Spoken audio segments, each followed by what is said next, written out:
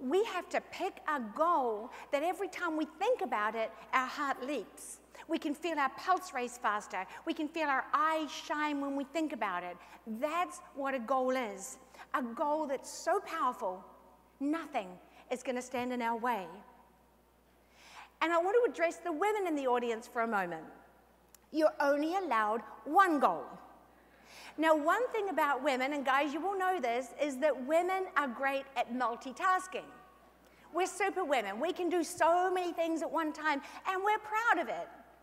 And men, I absolutely adore you, but one of the reasons you have such great focus is that you don't really do multitasking. And it's because our brains are wired differently. We all know that. Men have very orderly brains. Little compartments for everything. Compartments for their job and their wife and their family and their kids and their car and their golf and their mother-in-law. They have those compartments all neatly worked out. And have you noticed that men can only be in one compartment at one time? You have to come out of the compartment, shut the door, and then start the new thing.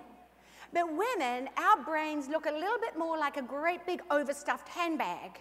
We just throw everything in there. We have a compartment for everything. It's exactly the same compartment. And our wires get crossed. And just because I can see some men laughing, I do want to point this out. Guys, you have a compartment with nothing in it. Women don't have that compartment. And if you're in a relationship, you will know this because you say to your husband, "What are you thinking?" And when he says nothing, he means it. And guys come up to me after these events and they say, "I want you to know this is my favorite place to be. It's where I'm happiest." But as women, we're constantly thinking, thinking, thinking. We have no little sanctuary where we can just take some peace and time for ourselves and work out what we really want in life. And it becomes a sabotage. We start overthinking everything. And we do want to become a sales coordinator, virtual franchisee, national marketing director. That's what we want to do. But at the same time, we're thinking, yeah, but I'd also like to take an extra course in homeopathy or naturopathy. And you know what? My kids have always wanted a puppy, even though I know 5 minutes after that puppy's in our house, they're not going to do one thing to take care of it. I'm going to let the kids adopt a puppy. You cannot become a national marketing director, do an extra course in naturopathy or whatever it is, and adopt a puppy all at the same time. You have to choose. And you have to decide one goal. And here's the rule about goals. And I hope that for those of you who are leaders, who have distributors who are not here today, you will teach them this technique. One goal, 1 year, one step at a time. And when you've achieved that goal, you look for the next one. But if you have a target that you would like to achieve and it's right there and it really is exciting for you, it makes your heart leap, and then you say, yeah, but I'm also looking at achieving that as well, it just doesn't make sense. Because the greatest challenge that we have as women is that we overestimate the challenge and we underestimate ourselves. And when it comes down to it, we fear that one goal. We feel that fear, that commitment. And we're constantly thinking. I don't know how many of you have this experience, but we know at nights, that's when our brains really kick into gear. Who gets into bed at night, turns out the light, husband's asleep? We think that's a time to start talking about what happened yesterday, the day before, tomorrow, the meaning of life. And it drives us crazy, guys, that you're asleep. I always nudge my husband, "Are you awake?" But he's got very good at lying dead, so I nudge him harder. And when he wakes up, I go, "Oh, I can't sleep either." Anyway, I want to talk about... So let's stop overthinking this business. You have a fantastic product, a unique product, a fantastic business opportunity, a unique business opportunity. Focus there and set a goal that next year, 12 months from now, I will be in this room as a brand new virtual franchisee, or I'll belong to the 3 Club, 12 Club, whatever it is. Make that decision and stick to it. Because the great thing about this business is you cannot fail if you do not quit before you succeed.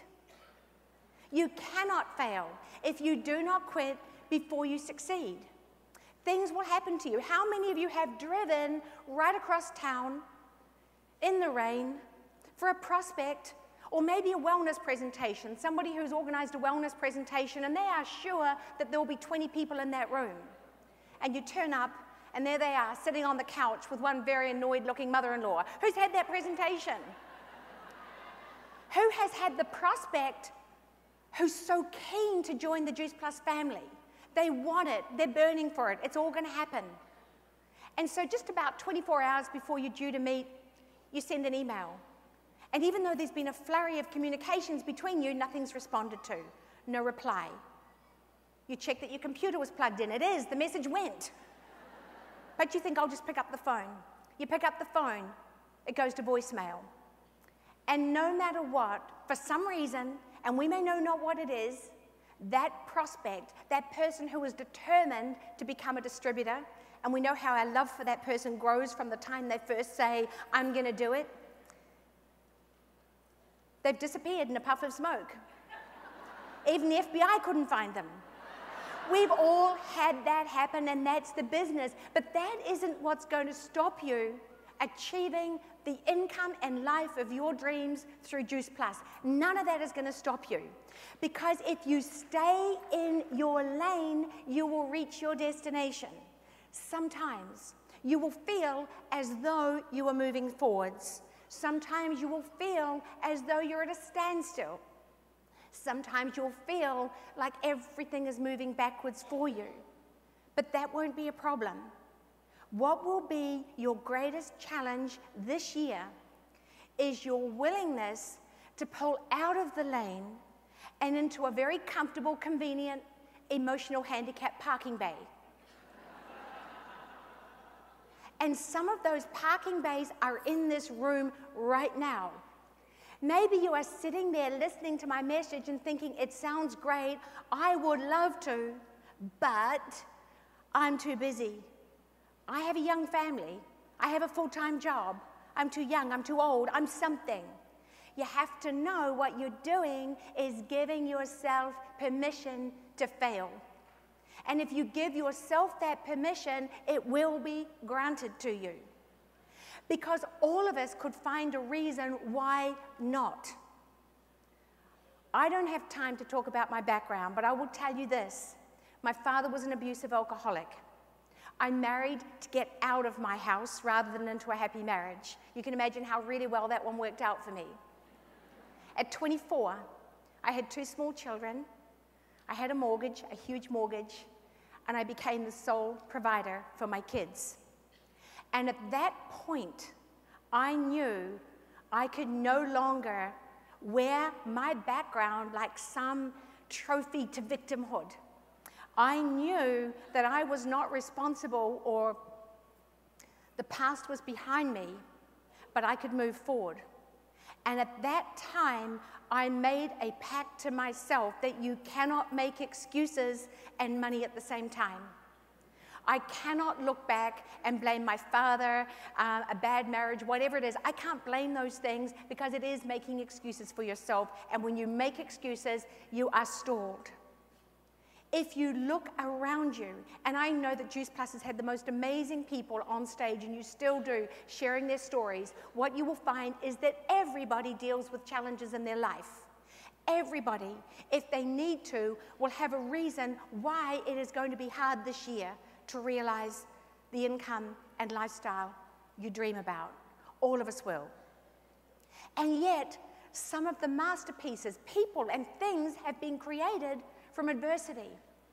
Michelangelo, arguably one of the world's greatest artists, he created David, this magnificent sculpture of a man, perfection, that centuries and centuries of people will get to enjoy.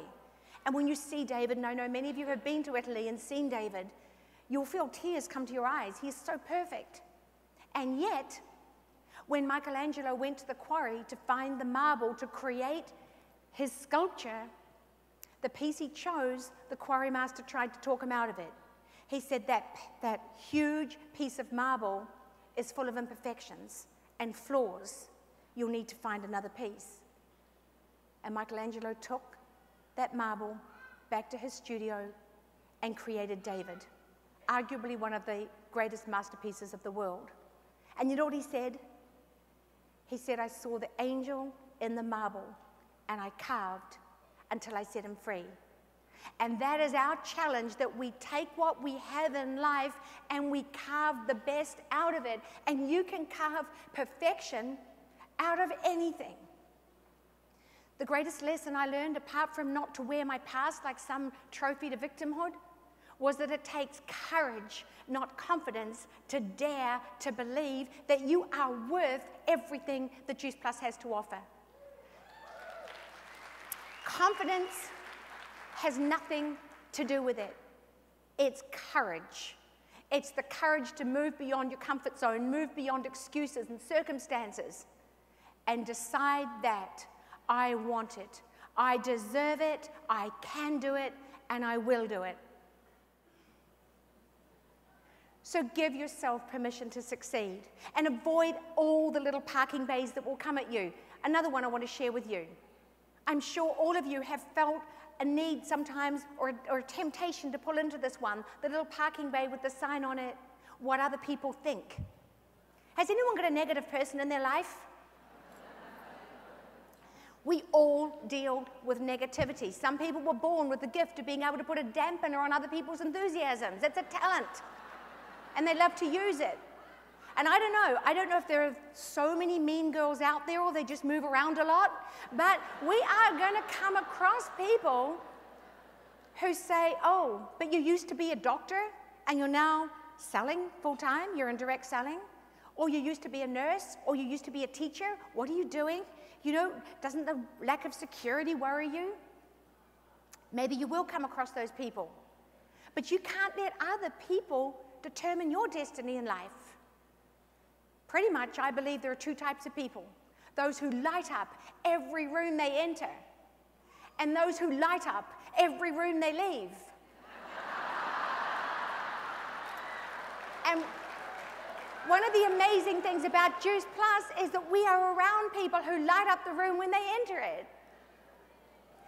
One of the greatest philosophers of all time, Dr. Seuss, always be yourself, because the people who matter don't mind, and the people who mind don't matter.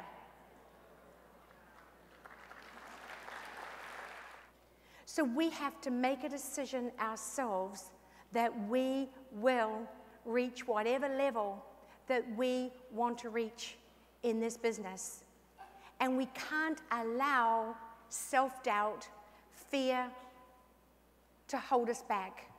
And we certainly can't allow sabotage. And at a risk, again, of offending the women in the audience, I want to talk about one way that we sabotage ourselves so often. Everyone would agree that women are good at talking. It's our skill. It's like multitasking. It's what we do. And we're good at it. And most men in the audience, and the men are very silent because they're frightened of the person sitting next to them, and they know they can't afford to nod and say, I know what it is. But think about it. Something happens to your husband and he comes home and you say, how was your day? And he may say something like, I had a flat tire on the freeway. And you go, what did you do? And he says, fixed it. And the story is done. When something like that happens to us, we begin preparing the story on the way home, and we make it, package it up in the best possible way. We have suffered, and you're going to suffer this story through us. And most likely, if you're like me, I don't even start at the point that it happened. I like to roll it back to the beginning of my day and everything that went wrong in that day. The children not going to school, Amy forgetting her gym shoes, your mum calling at 9 o'clock just as I was about to go out of the house. And by the way, her neighbor, it looks like that neighbor wasn't married, but it looks like he might be getting married, and mum wants us to go over and say, most men are looking at you and they're thinking, just beam me up, Scotty. Just somebody get me out of this place. And we're on on about it. So I was going to take Main Street, but I went around the side, and that cafe that we used to go to, it looks like it's closed now, and you know what, maybe we should give it a... And we overtalk everything. We overthink everything, and we overtalk everything. And it's sabotage, because this business isn't about finding the right words. It's about finding the right people. And we will never find the right people to become our partners in Juice Plus if we're constantly talking at them. And man, I believe that one of the reasons that you are successful in this business is you know how to say more in fewer words. And by the way, this is not a relationship presentation. I want to say on the home front, we're very happy for you to say very little. You know, we like doing the talking. We enjoy that part. In fact, this is just a little life skill I would like to share with all the men in the audience. Basically, your wife only wants to hear 3 words from you every single day. And if you say those 3 words to her, I promise you, she will be happy. And it's not I love you. We know you love us. It's not you're right. We know we're right.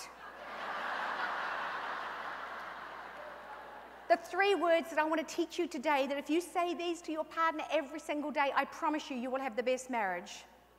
The 3 words are, and then what?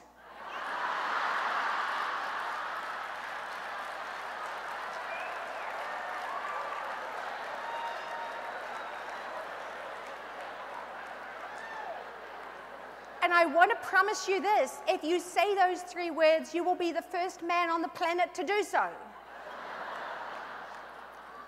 But now I want to step back for a moment and say, why do we not hear those words? Why are people not saying to us, and then what? It's because of that tendency we have to constantly keep talking, and we don't give anybody any information.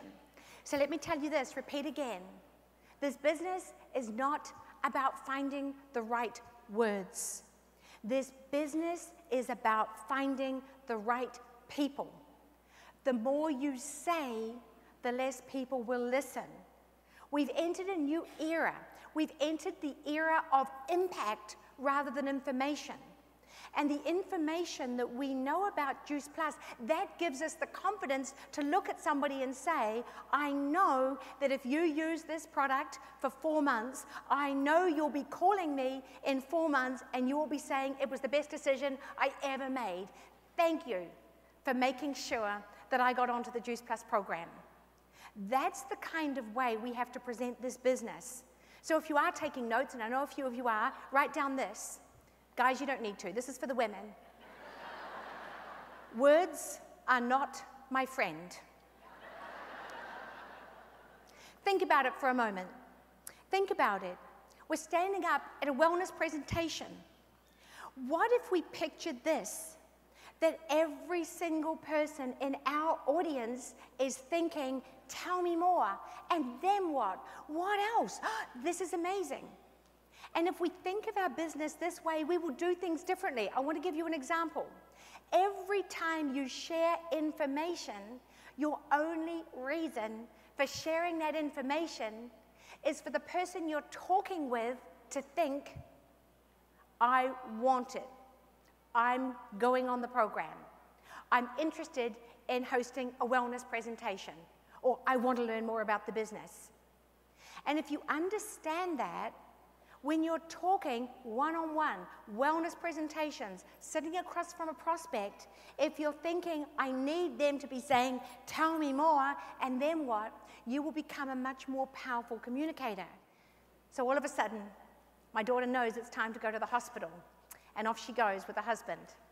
And when I looked at the house, I realized what I had done. So I turned to everybody and I said, we are going to clean this house. We're going to make this house absolutely perfect. So when she comes home tomorrow or the next day, everything is perfect. And I turned to my son and I see him holding golf clubs.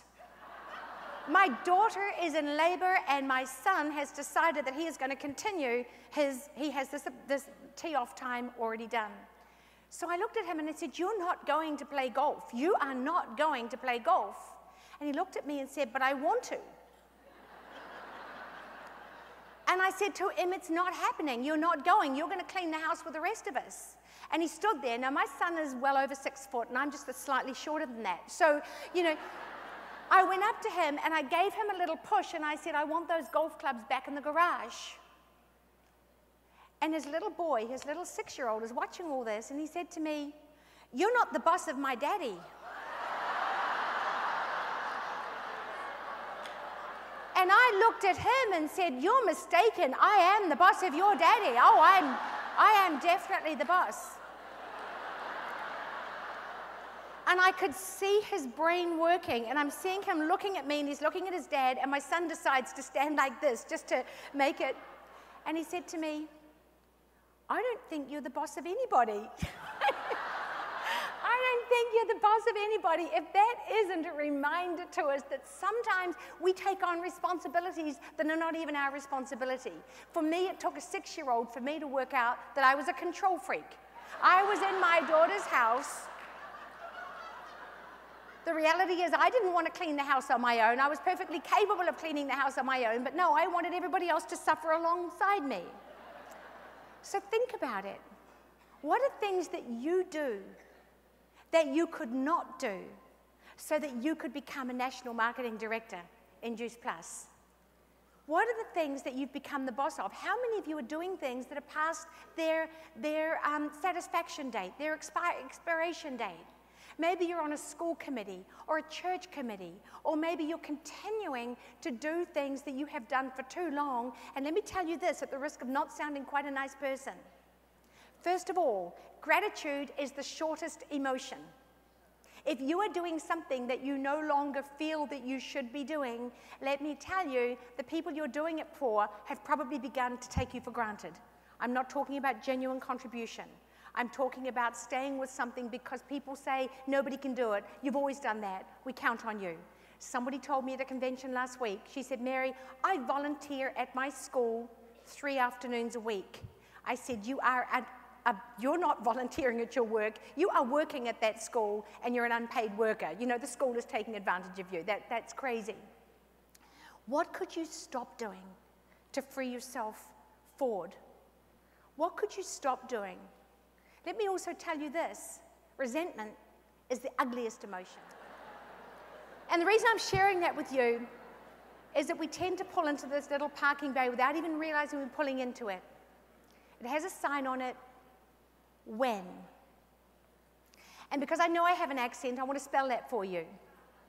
P-R-O-C-R-A-S-T-I-N-A-T-I-O-N. Maybe you're sitting here today thinking, I would love to become a national marketing director, a sales coordinator. I would love that more than anything else, but I'm going to wait until my youngest goes to school. I'm going to wait until Labor Day is over, or whatever it is. I'm going to wait until my son goes, properly leaves home, and I can turn his room into my office. When. What we're doing is playing that little game of not addressing the fact that the only time is now. We're procrastinating, and I can tell you this, life is not a dress rehearsal. We get one shot at it. There are no retakes in a live show. You can't afford to procrastinate the things that really matter to you. You have to seize today because none of us know what's ahead of us. Don't let other people, don't let other things, don't let fears and doubts and distractions stop you from achieving the life that any of us can have from this business. Everybody settles for something in life. Most people settle for less. Be the person who settles for more, because when you settle for more, you shine a light for everybody else who doesn't dare to believe that they can have a better life. And there's a poem that says it so much better than I could ever say it, so I want to finish my presentation by sharing it with you. The poet, for those of you who want to look it up, is Marianne Williamson. I'm sure many of you know who it is. And if you doubt that you going for your goals in life and believing that you can do better in your life, if you doubt in any way or think that that is a selfish move, this poem will convince you that by you daring to settle for more, you will empower so many others, just as our achievers did. Our deepest fear is not that we are inadequate. Our deepest fear is that we are powerful beyond measure. It's our light, not our darkness, that frightens us. We ask ourselves, who am I to be brilliant, talented, fabulous, and gorgeous? Actually, who are we not to be? You are a child of God. Your playing small doesn't serve the world. There's nothing enlightened about shrinking so others won't feel insecure around you. We were born to manifest the glory of God that is within us. And it's not just in some of us. It's in all of us. And as we let our own light shine, we unconsciously give others permission to do the same. And as we're liberated from our own fears, our very presence automatically liberates others. Thank you so much, everyone. Thank you so much. Thank you. Oh, thank you.